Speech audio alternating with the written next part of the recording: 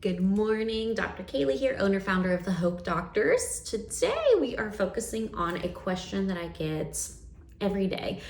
Should I Kegel, should I not Kegel? And one of the questions that it comes to is, why are Kegels not the answer for every single person? For example, old school of thought, everyone was doing Kegels, a certain amount of Kegels, holding a certain amount of time doing the things.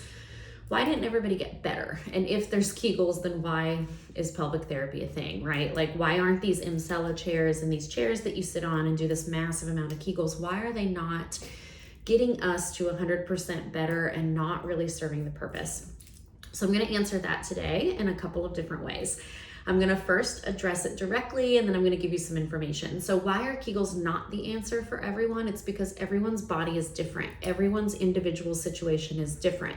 Everyone needs a different treatment approach, a different treatment plan, a different home exercise program in order to truly and accurately get to the goals that they have. If your provider is not taking a full body approach, is not connecting the dots, they're going to miss something. So if you're going into a clinic for pelvic floor therapy and they are just giving you Kegels, or they're just handing you a sheet of paper to do Kegels, or they're sitting you on a chair to do Kegels, they're going to miss the rest of your body and how it functions. So for example, your pelvic floor is a very unique area. It's in the middle of our body, it's in between our legs, but it is impacted more than any other area in the body by the rest of the body because it is the center.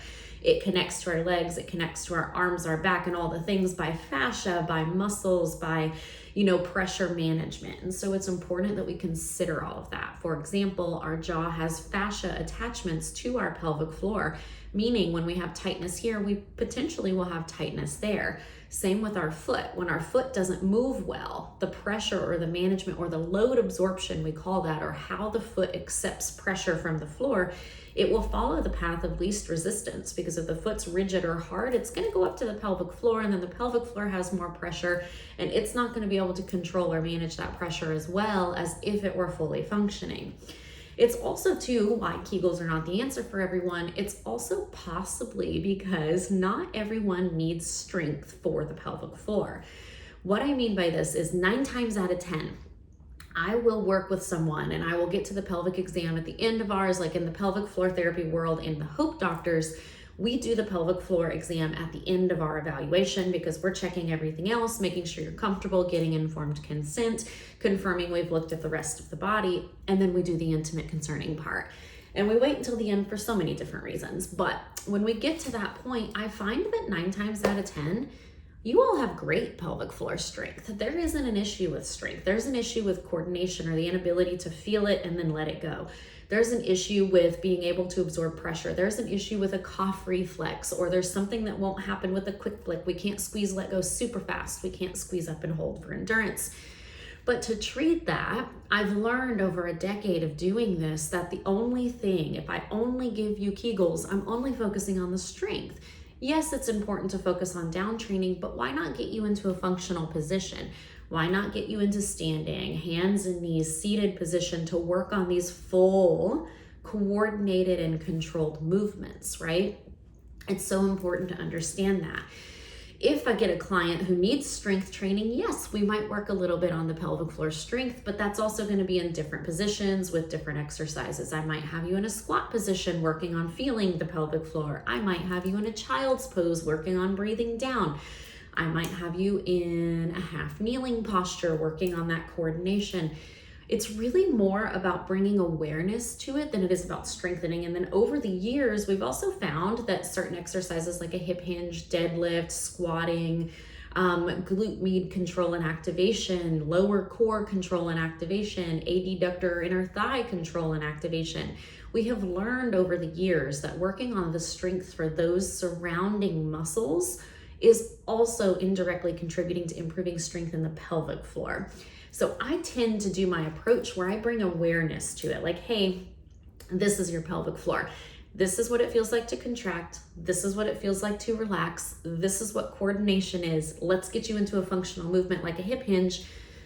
Let's see what happens. Let's feel it. Let's move through it. Let's see what's going on. And it's so important that you allow yourself to feel that and you go through these different positions, because again, if someone just indirectly gives you a Kegel to do, or you read on the internet to do 100 Kegels, it might not solve your symptom because it's not functional.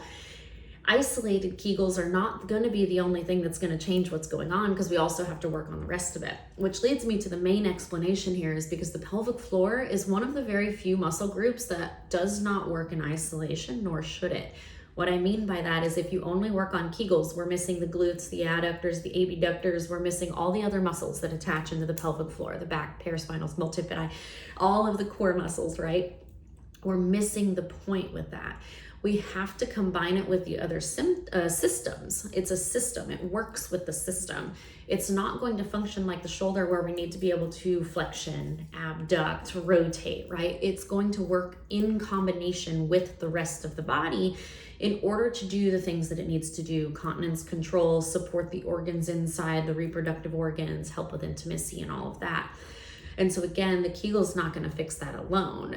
Bringing awareness and isolating to the Kegel is not going to bring the awareness or be able to give you that ability to only notice that. So that is the answer to why Kegels are not for everyone. They're not for everyone because everyone's individual. You all have a different body. You have a different body than me. My leakage could be because of something totally different than your leakage. We need to be working on that, fine-tuning that. Secondly is because not everyone needs strength. Some of us need other things. Some of us need coordination. Some of us have no awareness of our pelvic floor. It's not always going to benefit us to have strength of the pelvic floor. Also, overactivating the pelvic floor, doing too many Kegels, too much strength training, can lead us down this rabbit hole of also overactivation of the pelvic floor can contribute to pelvic pain, constipation, retention in the bladder. It can actually send you into another realm of symptoms. And so that's why it's still so important to find a really good provider that can look at the whole body, that can also tell you exactly what your pelvic floor is currently doing and what we need to do to continue to improve. So questions, drop them below. If you're ready to book your appointment, that link will also be below. But hopefully you find a provider that's able to connect all of the dots for you, explain to you why Kegels aren't the answer for everyone, and if they are, how can we do them more functionally so that you get the benefit long term. But until next time.